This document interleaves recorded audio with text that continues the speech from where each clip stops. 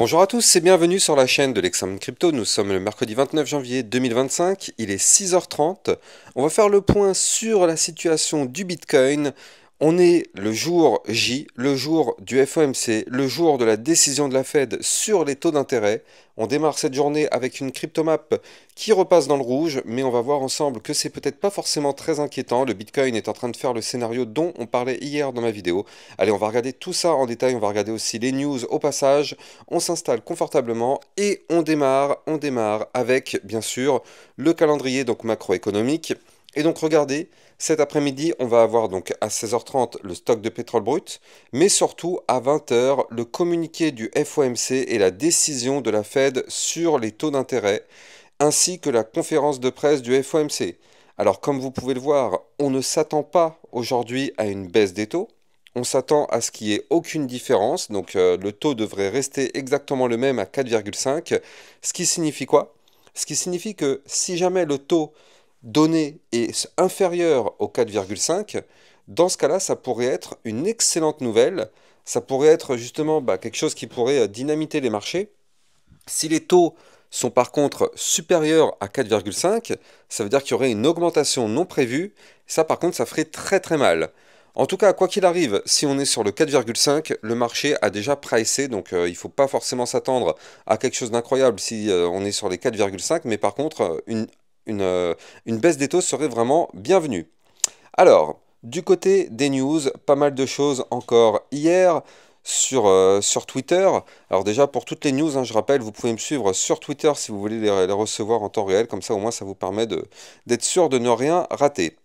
Alors, du côté des news, il s'est passé pas mal de choses. On a eu Crypto qui nous pousse que Total Capital dépose un dossier pour 10 ETF crypto à effet de levier. Et parmi ces 10 ETF, je ne sais pas si vous vous rendez compte, mais on trouve du Trump, on trouve aussi du Melania. C'est quand même assez dingue. Alors dedans, on a aussi du Solana, du XRP, on a du Litecoin, jusque-là, pas de souci. Cardano, Chainlink, Polkadot, jusque-là, pas de souci. Mais il y a du Bonk, il y a du Melania et il y a du Trump. Je ne sais pas si vous vous rendez compte quand même de la dinguerie du truc, hein. Un ETF, imaginez juste un ETF sur du Melania, ce serait ouf quand même. L'Arizona fait un pas vers le Bitcoin. Le comité valide le projet de réserve stratégique en Bitcoin. Prochain arrêt, le Sénat. L'adoption institutionnelle continue. Donc c'est quand même assez ouf, hein. Ça y est, ce sera peut-être le premier État justement à valider ça concrètement. Du côté du club Lexarocket, hier, on avait vu la crypto RSR et la crypto IO.net. Du côté du flux des ETF, donc le 27 janvier, on a eu des retraits, donc moins 457 millions pour le Bitcoin, moins 136 millions pour l'Ethereum. Donc on continue hier midi avec la crypto-monnaie concernant le XRP. Alors, allez voir cette vidéo. Je ne veux même pas en parler comme ça, allez la voir parce que pour le coup, franchement, depuis maintenant une quinzaine de jours, je vous fais des vidéos quasiment quotidiennes sur le XRP. On suit vraiment le mouvement depuis son intégralité. C'est vraiment hyper intéressant, donc n'hésitez pas à aller la voir, surtout si vous aimez la crypto-monnaie XRP. Et d'ailleurs, dites-moi en commentaire, hein, parce qu'actuellement, je vous suis la crypto XRP à votre demande très très régulièrement. Dites-moi si vous voulez vraiment que je continue à faire des vidéos très très régulières sur le XRP. Du côté du club Lexarocket, on avait vu la crypto-monnaie Flux. Crypto qui nous pousse que Scott Bessent, donc connu pour son soutien aux actifs numériques, devient le nouveau patron du Trésor après une approbation du Sénat.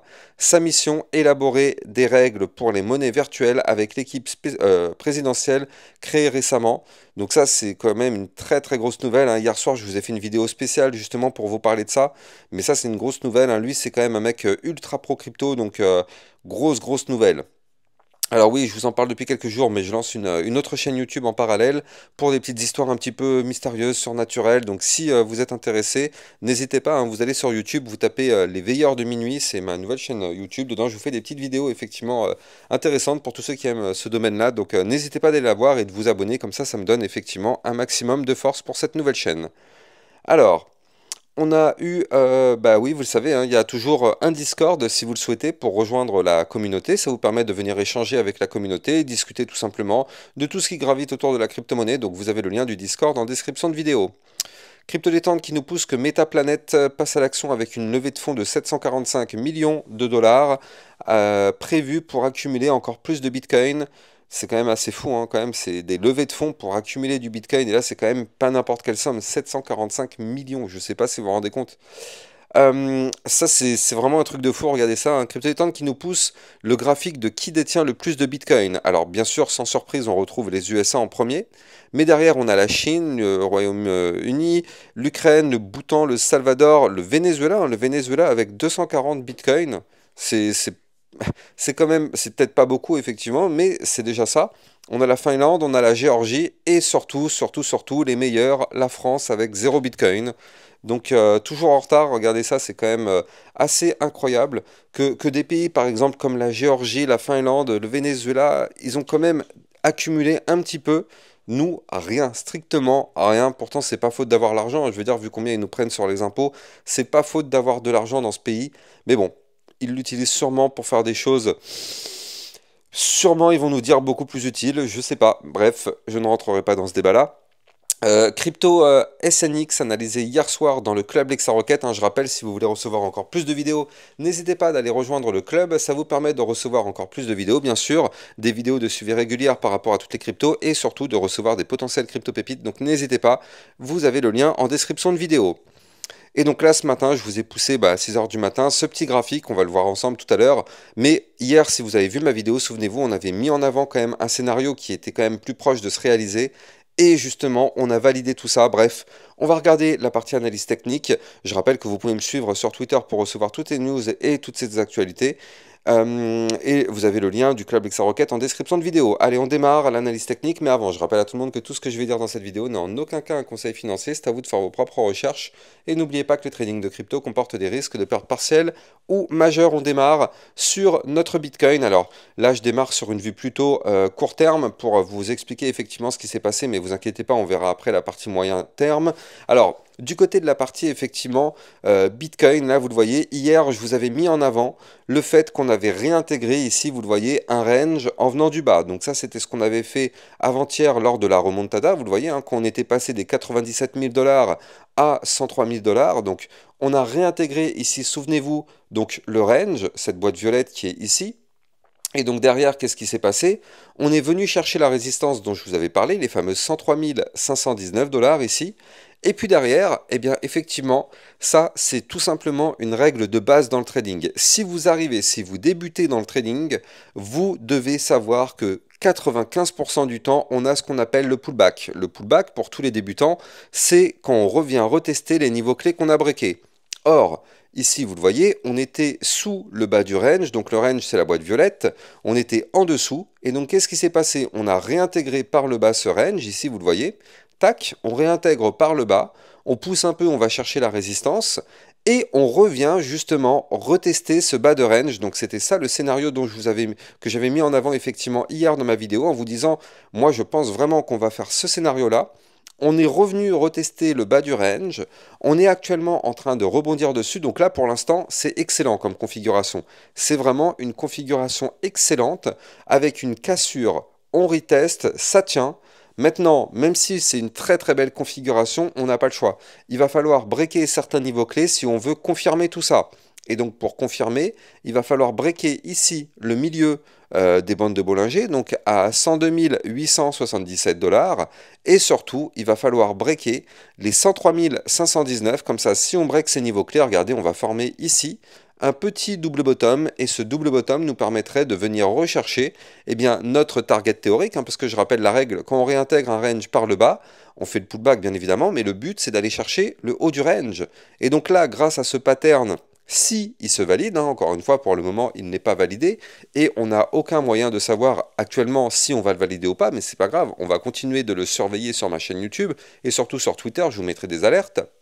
Mais en tout cas, là, si on valide effectivement ce pattern, ce serait pour aller chercher notre haut de range qui se trouve ici à 106 103 dollars et pourquoi pas tenter sa cassure par le haut pour aller rechercher des points beaucoup plus hauts.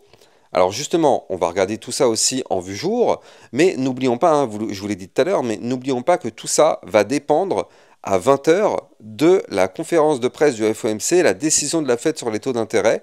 C'est ça qui va très sûrement diriger le marché. C'est ça qui va diriger le marché aujourd'hui. Et donc là, il faut s'attendre à une journée plutôt volatile.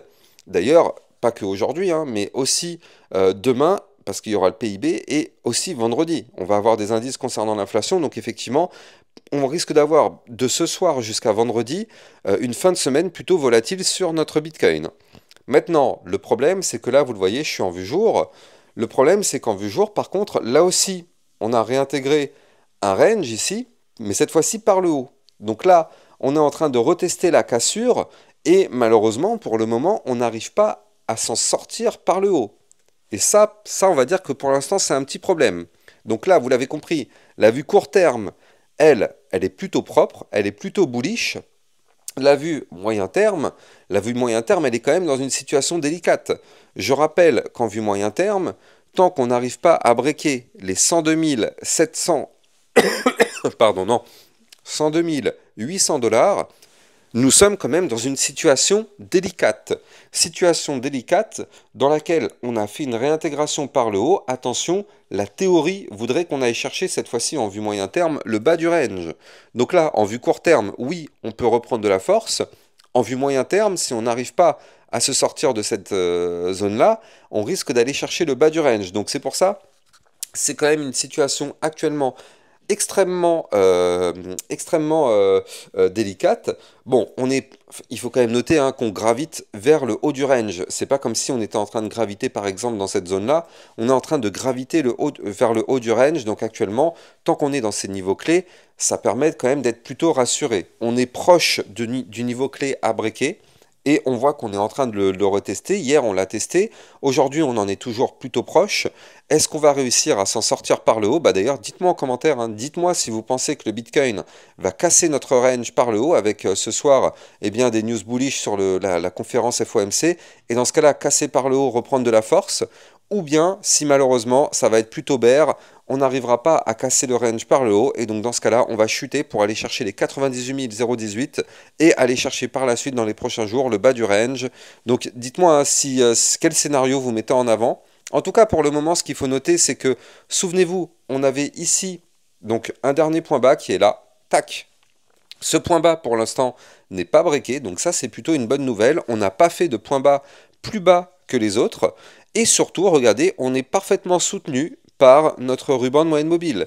Ici, on a la moyenne mobile 20 périodes qui est en train de nous soutenir. Comme vous pouvez le voir, ça tient. Pour l'instant, on ne lâche pas. On est au-dessus du ruban, ce qui est une très très bonne nouvelle du côté du Bitcoin. Tant qu'on est au-dessus du ruban, regardez, on avait récupéré ce ruban ici le 14 janvier.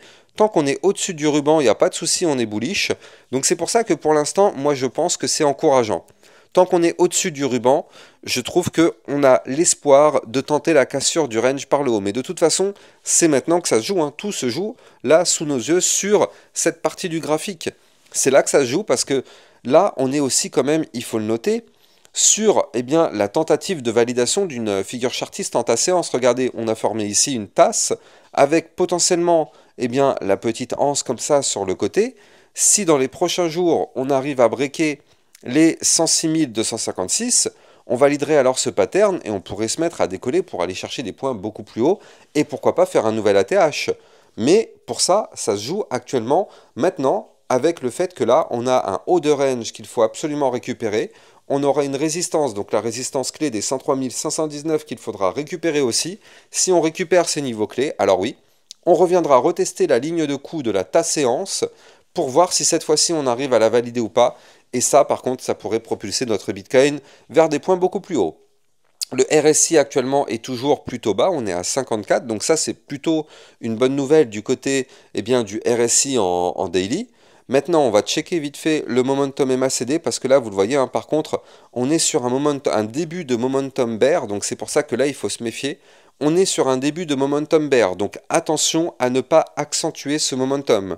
Là, ce serait dommage, on a quand même une configuration qui pourrait être très intéressante, mais si jamais les bears accentuent leur mouvement, attention, on ne va pas réussir à breaker notre range par le haut, et les bears, eux, vont tout faire pour pousser le Bitcoin vers le support des 98 018 et tenter sa cassure.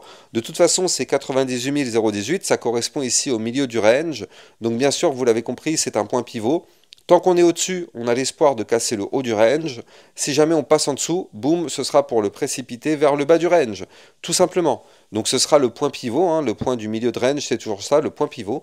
Donc pour l'instant, on n'y est pas encore, hein, comme vous pouvez le voir, donc pas d'inquiétude sur ça, mais du côté du Bitcoin, ça reste quand même extrêmement encourageant de ce qu'on voit là. Donc franchement, on croise les doigts pour que ce soir les nouvelles soient extrêmement bullish par rapport à ce que nous dira notre ami Jérôme Powell, président de la Fed, hein, je le rappelle, qui va nous parler effectivement de ces de ces fameux taux d'intérêt et une conférence de presse pour nous expliquer dans quelle direction va justement la gestion de ces taux d'intérêt et la gestion de comment ça s'appelle, de la mince, de l'inflation. Voilà, c'est le mot que je cherchais.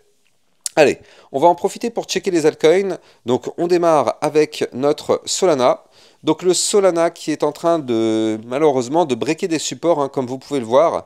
C'est pas hyper bien ce qu'il nous a fait hier. Hier on a pété le support des 230 $. Souvenez-vous, je vous avais dit que ça, si le Solana devait chuter, c'était le prochain support à venir chercher.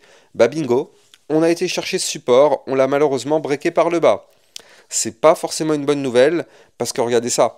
Là maintenant, ce support se transforme en résistance. D'ailleurs, on est directement, regardez comme quoi, hein, les règles de base du trading s'appliquent instantanément. On casse le support instantanément, on revient le retester sous forme de résistance. Donc actuellement sur le Solana, on est en pullback. Si le pullback se valide, alors dans ce cas-là, le Solana pourrait reprendre de la force, récupérer les 230 et retourner rechercher des points plus hauts, notamment ici les 241, voire même les 249. Ce seraient les niveaux clés à venir chercher en cas de reprise de force du côté du Solana. Maintenant, si on n'arrive pas à repasser au-dessus des fameux 230, vous l'avez compris, hein, si on n'arrive pas à repasser au-dessus, ce serait pour aller chercher les supports suivants, donc 216, voire même 204. Donc attention du côté du Solana, c'est quand même pas une très belle configuration. On avait aussi, il faut le noter, vous le voyez, un très joli double top ici. Je rappelle que ça, c'était une figure chartiste baissière. Et donc, est-ce que ce double top a été chercher la target? Eh bien, bah ouais.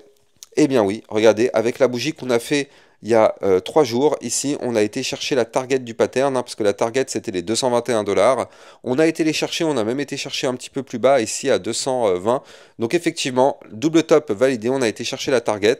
Maintenant, bon, il faut absolument récupérer les 230, vraiment, il faut absolument, c'est maintenant que ça se joue du côté du Solana, donc affaire à surveiller. Allez, on va jeter un coup d'œil, du côté des autres cryptos, on va aller checker, tiens, la crypto Ada Cardano aussi, intéressante. Avant ça, je rappelle que vous pouvez trader toutes ces crypto-monnaies en utilisant mon lien de parrainage Binance que vous avez en description de vidéo, qui vous permet d'obtenir un bonus à vie sur vos frais de trading, et ça vous permet de trader sur une plateforme enregistrée PSAN auprès de l'AMF. Du côté de la Cardano, regardez, hein, on a été chercher mon support. Il est là, le support, les 0,9160. Donc pour ceux qui suivent mes vidéos sur la Cardano, hein, régulièrement j'en parle. Je vous avais dit qu'effectivement c'était le prochain niveau clé de support à venir chercher. Boum.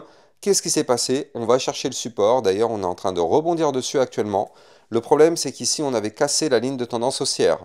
Donc là, le problème, c'est que tant qu'on est sous cette ligne, malheureusement, il faut rester prudent. Maintenant, ce qu'on veut voir, c'est un pullback. Vous voyez, on a cassé la ligne. Pour l'instant, on n'est pas revenu la retester. Donc là, si on arrive à rebondir sur ce support, on va revenir retester cette ligne. Donc ça voudrait dire qu'on pourrait remonter, chercher les 0,9969. Et si on arrive à casser ce niveau clé par le haut, dans ce cas-là, la Cardano pourrait reprendre de la force pour aller chercher les 1,0302. Pourquoi pas retourner rechercher des points plus hauts et former alors ici un pattern en double bottom un peu étrange. Hein. Je suis pas hyper fan de ça. Non, c'est pas hyper propre. Mais bon, en attendant, il faudrait quand même, quoi qu'il arrive, absolument récupérer ces niveaux clés. Il faut quand même noter que là, on n'a pas fait de point bas plus bas que les précédents. Et on est par rapport aux autres toujours dans une configuration haussière avec des points bas de plus en plus hauts, des points hauts de plus en plus hauts. Donc même si ça se voit pas trop là comme ça vu qu'on est en train de chuter ces derniers jours, mais on est quand même dans une configuration haussière. Maintenant le problème c'est que là on est repassé sous le ruban de moyenne mobile, sous la ligne de tendance haussière. Donc ça c'est quand même pas hyper joli. Donc il faut absolument que la Cardano se reprenne et s'il doit se reprendre c'est maintenant parce qu'on est sur le support qui va nous servir justement de zone de tremplin. Donc il faut que ce support des 0,9160 tienne. En tout cas, si vous avez kiffé la vidéo, n'oubliez pas de liker, commenter, partager au maximum. Abonnez-vous à la chaîne YouTube pour recevoir tous les jours 1, 2 à 3 vidéos concernant le Bitcoin et les altcoins. Passez une bonne journée, je vous dis à plus tard, ciao ciao.